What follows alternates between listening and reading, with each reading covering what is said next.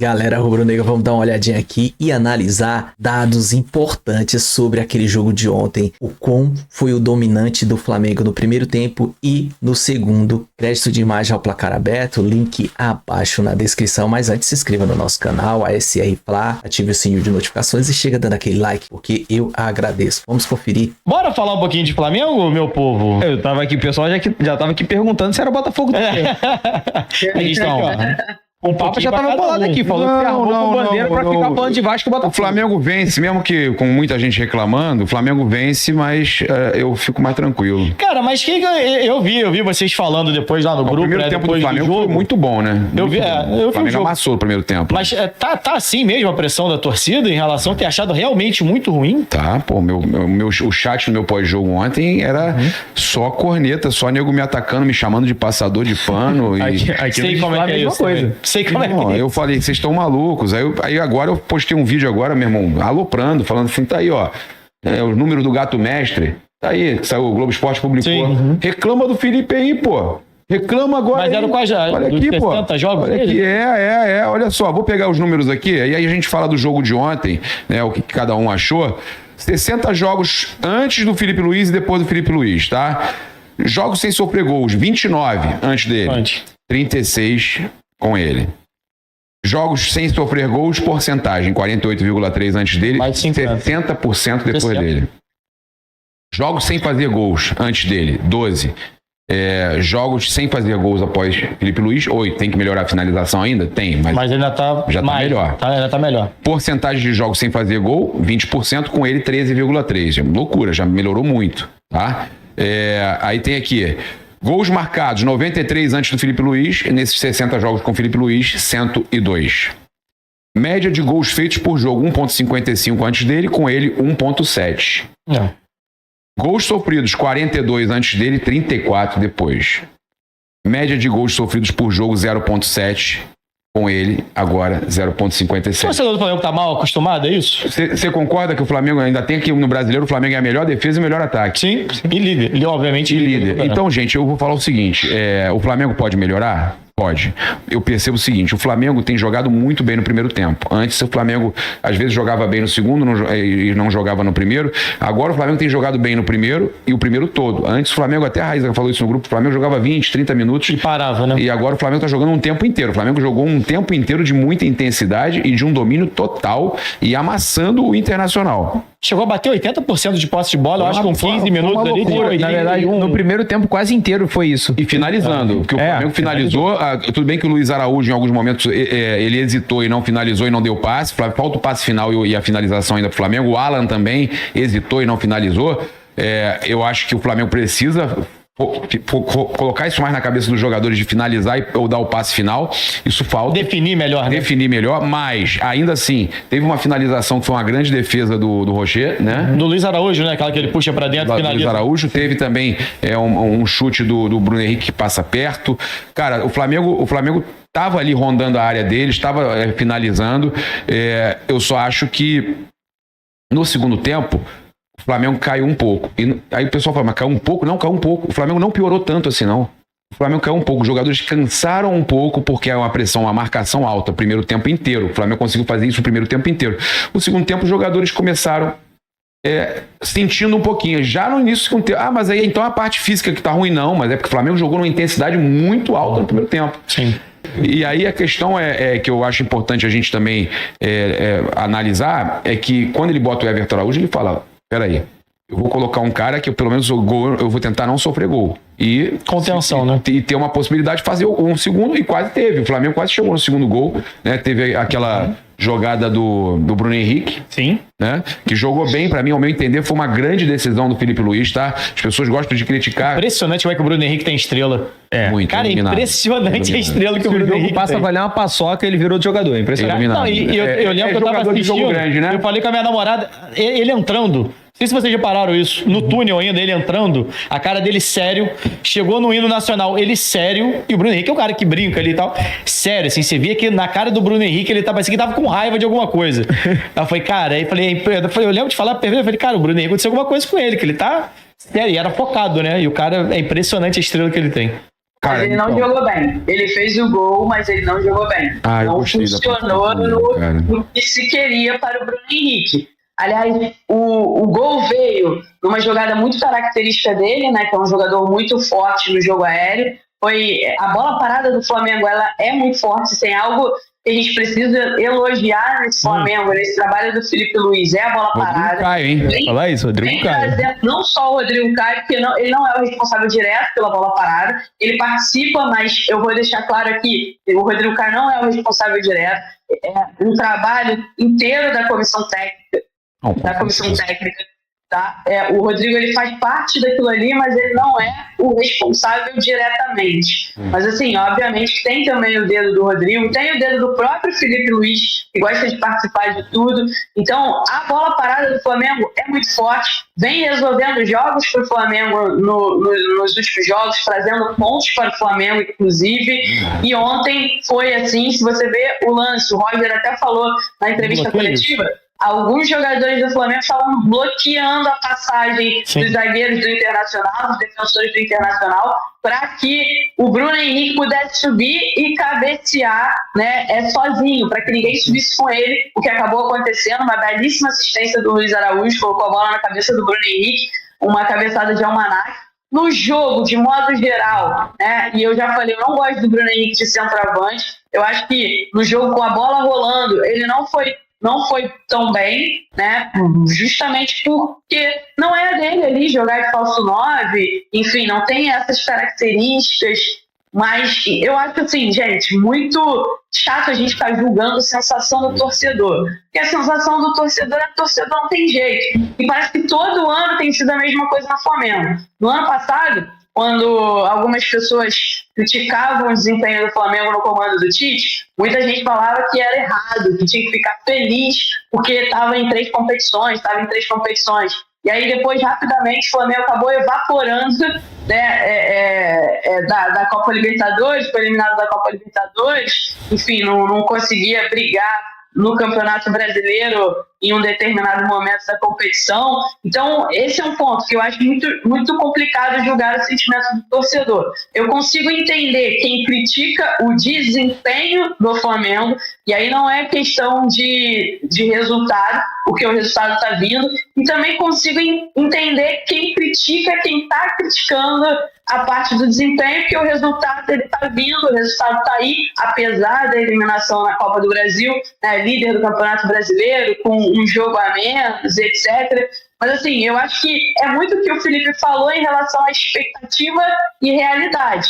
A expectativa do torcedor do Flamengo é ver um Flamengo mais equilibrado em campo, que entregue ao torcedor jogos melhores para esse torcedor assistir. E aí eu acho que não tem sido assim. O Flamengo tem sido um time muito pragmático.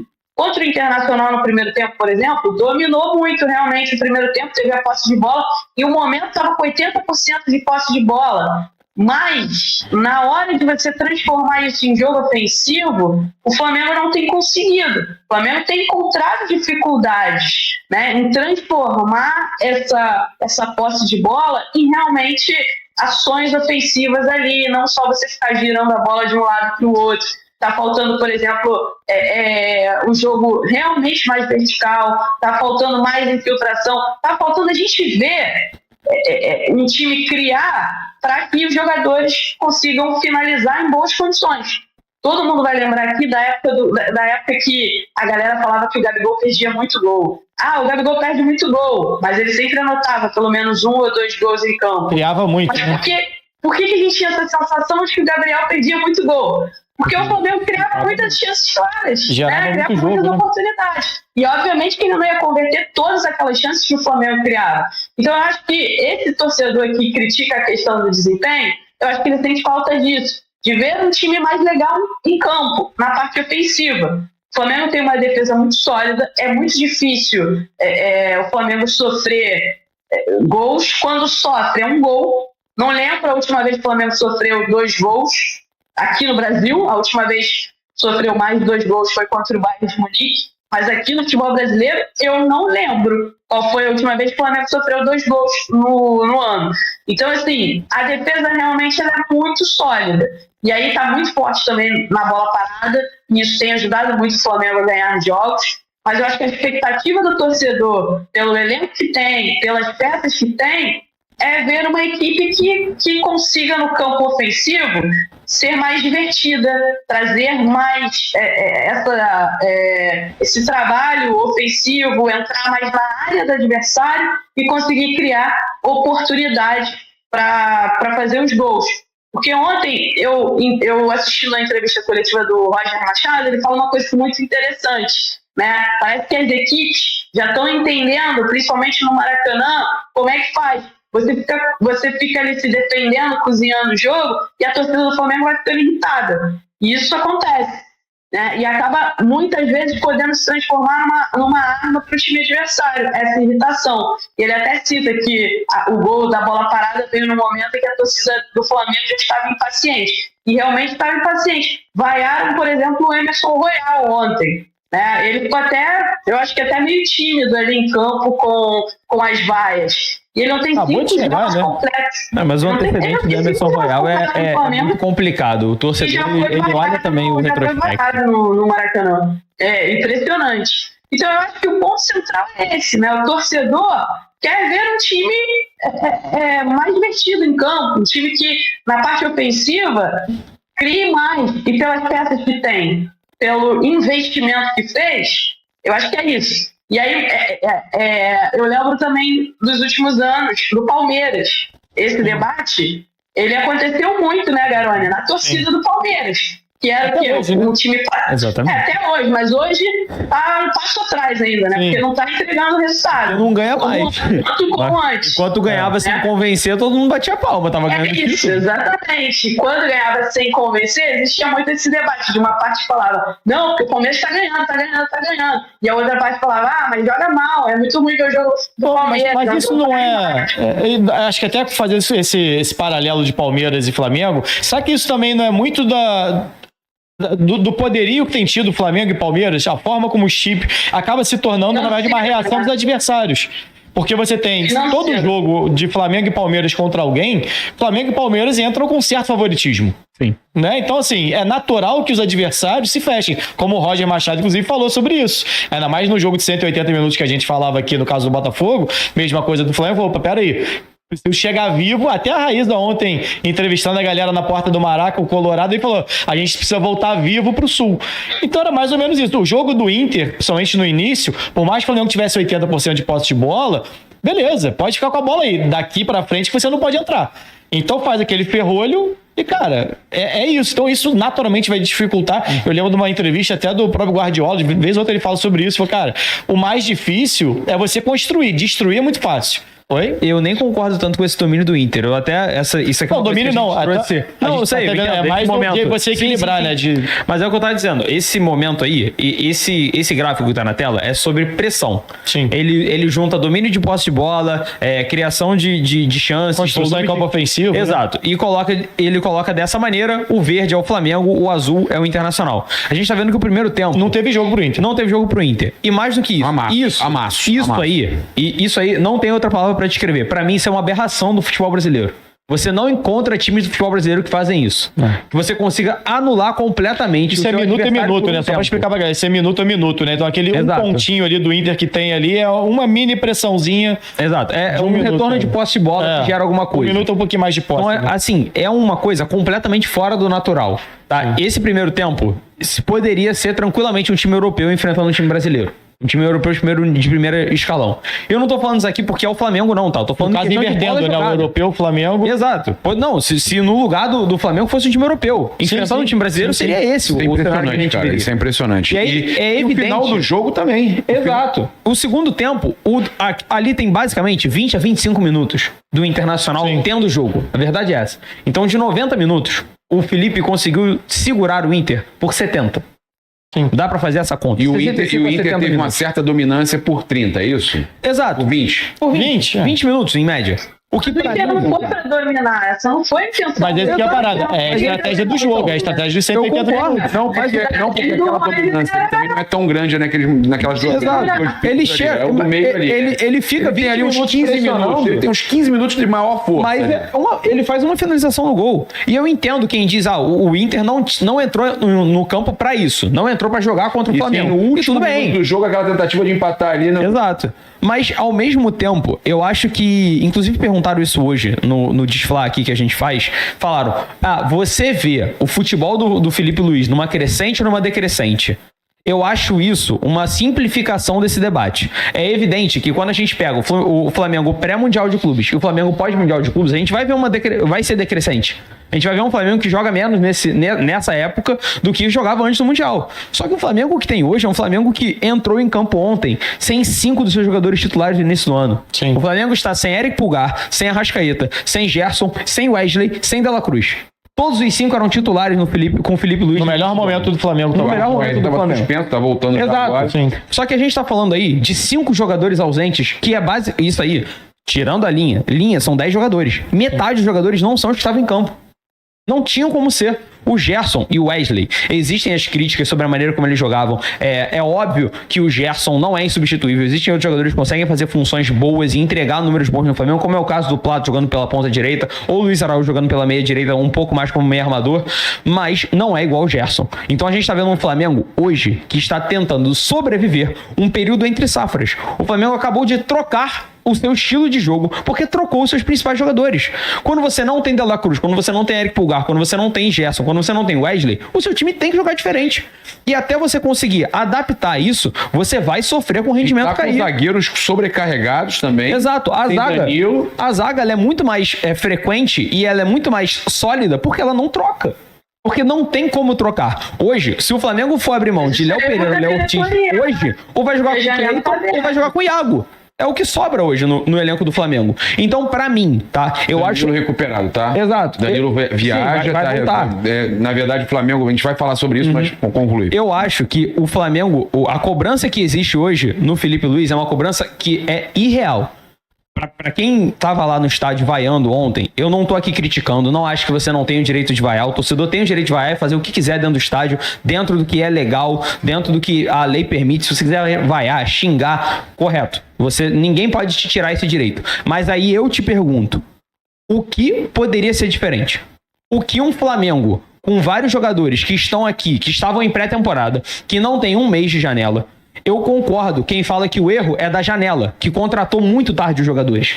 Foi trazer os jogadores quase no meio pro final da janela. O Jorge Carrascal está em negociação desde antes do Mundial e só conseguiu, e foi o último a chegar até agora. É sempre fundamental a gente ter análises frias e não aquela do calor do momento. Porque o Flamengo contratou um jogador de nome, porque não sei o quê. Porque, gente, vamos olhar para a janela do Flamengo, tá?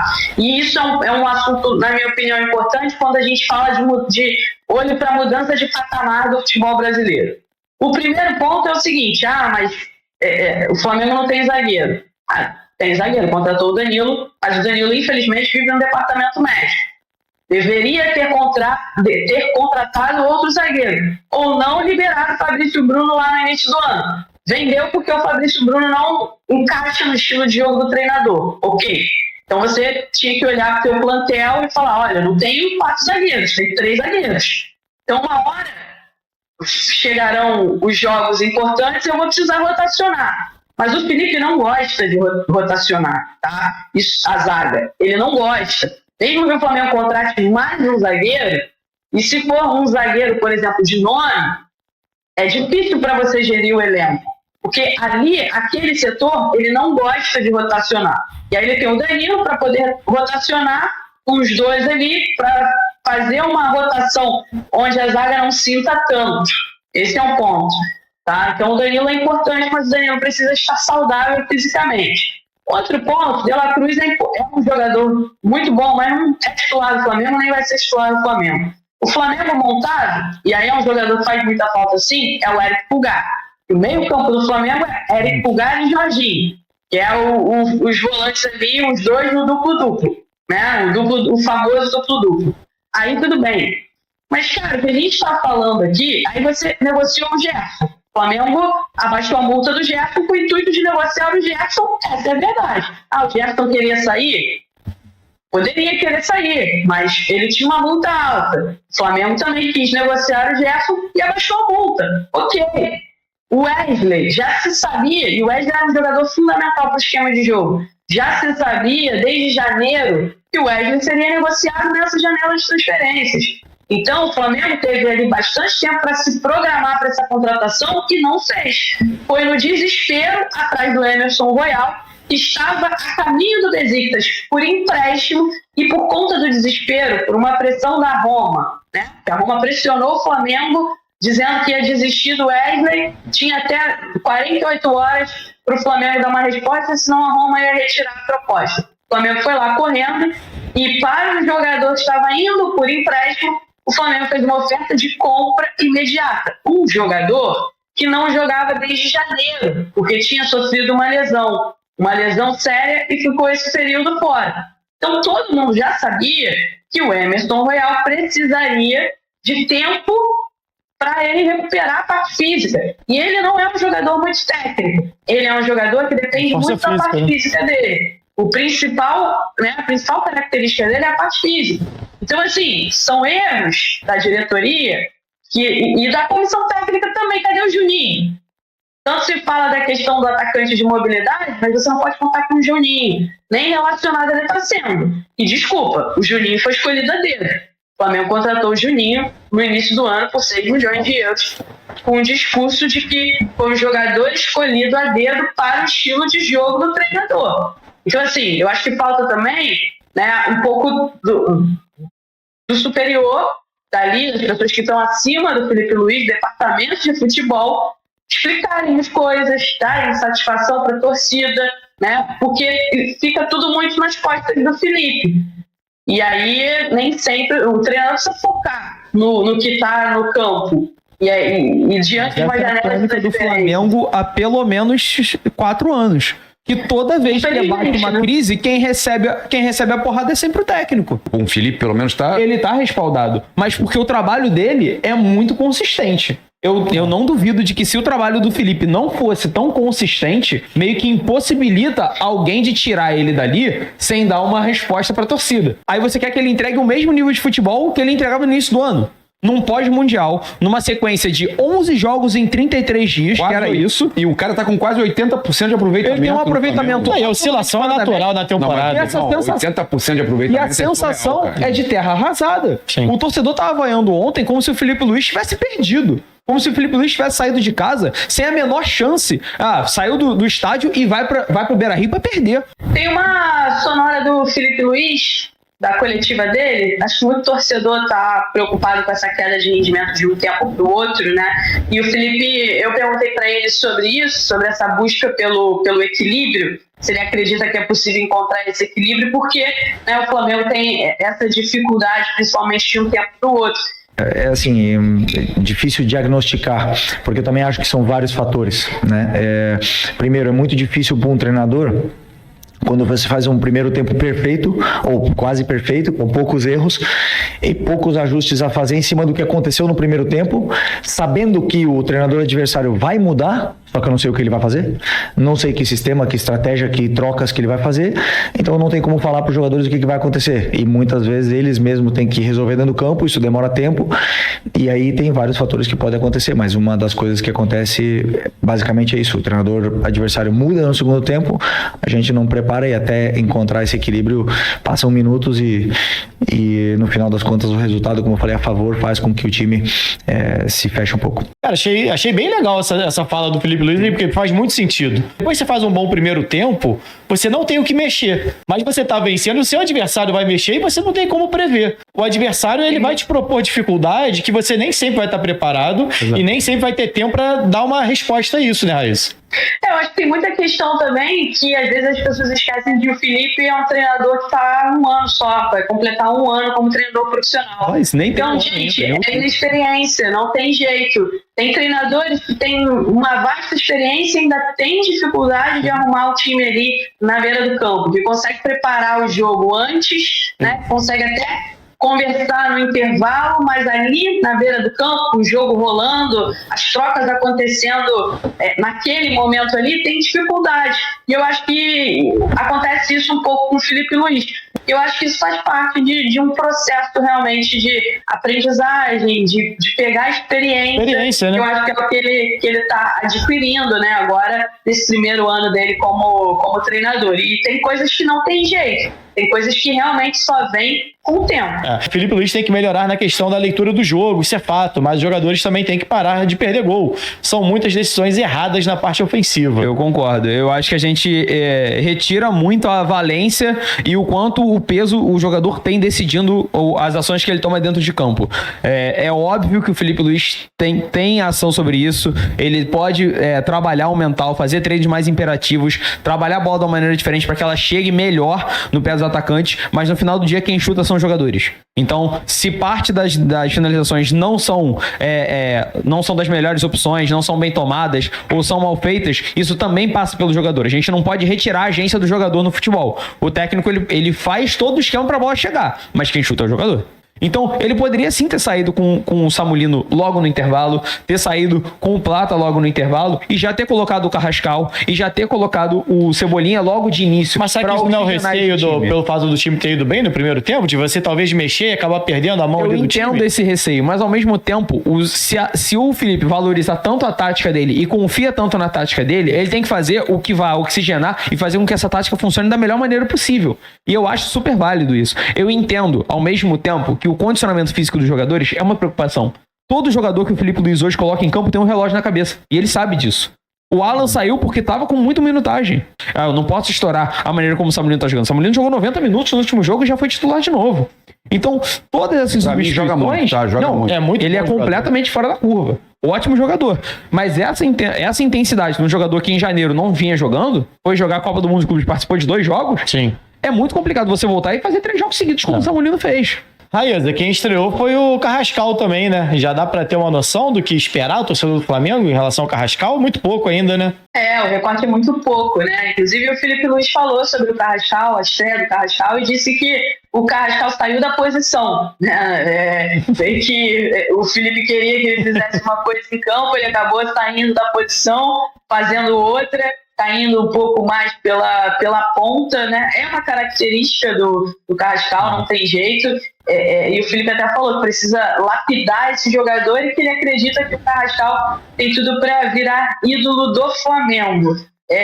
Conhecendo a torcida do Flamengo e o Carrascal, não sei se ele vai se tornar ídolo do Flamengo não, tá? Ele é um jogador que tem qualidade com a bola no pé, mas é um jogador que ao longo da carreira dele até aqui, ele teve muitos lapsos, né? Vamos falar, por exemplo, do Vitinho, jogador faretinho nesse quesito, né? Então, eu não sei, vamos ver como é que tá a maturidade dele nesse momento, como o próprio Felipe vai conseguir fazer essa maturação desse jogador no Flamengo.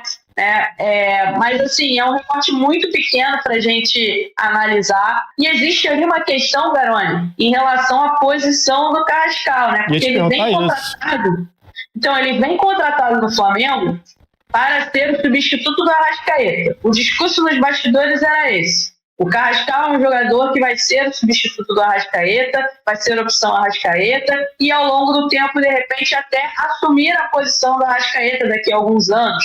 Lembrando que ele tem contrato longo com o Flamengo. Esse é o pensamento da comissão técnica, da diretoria e etc. Mas não sei se talvez seja exatamente essa posição, né, do Carrascal. Porque o Carrascal é um jogador que gosta de cair muito para a ponta. Ele é um jogador que joga por dentro, mas gosta de cair muito para a ponta também. E a gente tem também 2 Arrascaetas, né?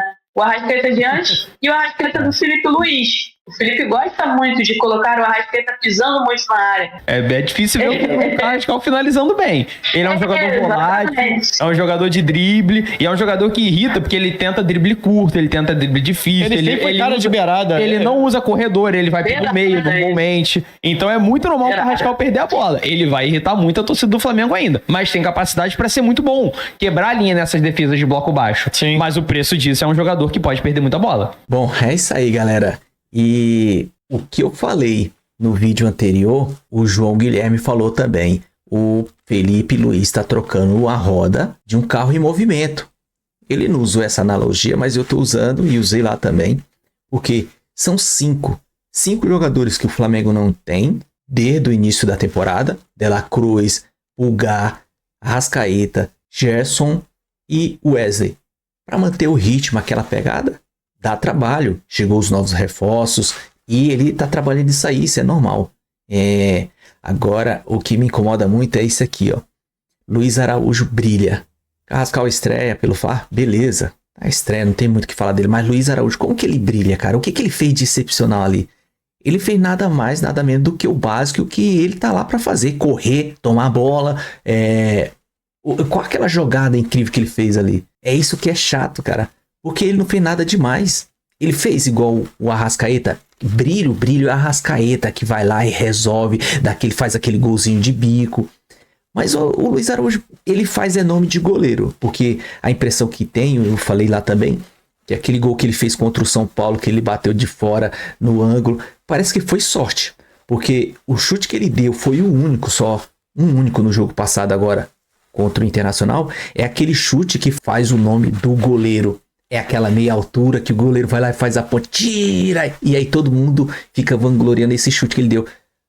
Para com isso, porque se ele bate tirando, se você olhar direito pela outra câmera, você vai perceber que foi a meia altura, não foi nem lá em cima, como ele fez contra o São Paulo. Então é sinal que lá foi sorte, ele não faz isso direto. Parece que nunca viu o Messi jogando na época de Barcelona. O Messi sempre limpava e batia lá, tirando do goleiro. É aquele ali, fazia direto todo o jogo. Ele fez qual? Só fez um contra o São Paulo. Não vi mais ele fazendo esse chute tirando do goleiro. Só fez o básico. Nada mais o que ele fez foi o básico durante todo o jogo. Emerson Royal. Eu queria ver uma conversa do Emerson Royal com um avião. O Dinei conversando. O Dinei passando pra ele. Vem? Tá vendo aí? No Flamengo é difícil jogar, amigão. Foi assim que eu saí. A cobrança era demais. Só que quando eu saí por cima. Ainda mais aí nessa lateral. Meu Deus, bem feito pra você. Agora aguenta. E o Arrascaeta faz falta, né, cara? Arrascaeta faz falta, ele é diferente mesmo. Agora o Felipe Luiz é um sem noção. Sem noção, cara. O que o cara tem feito. Olha esse gráfico aí. Olha os dados que o Paparazzo falou aí. 60 jogos antes, 60 jogos depois. Não tenho o que dizer, cara. Isso aí não tem. Mas enfim, o vídeo é isso aí. Se gostou, se inscreva no canal, ative o sininho. Chega dando aquele like, compartilha, comenta. Tamo junto, até a próxima. Saudações rubro-negra.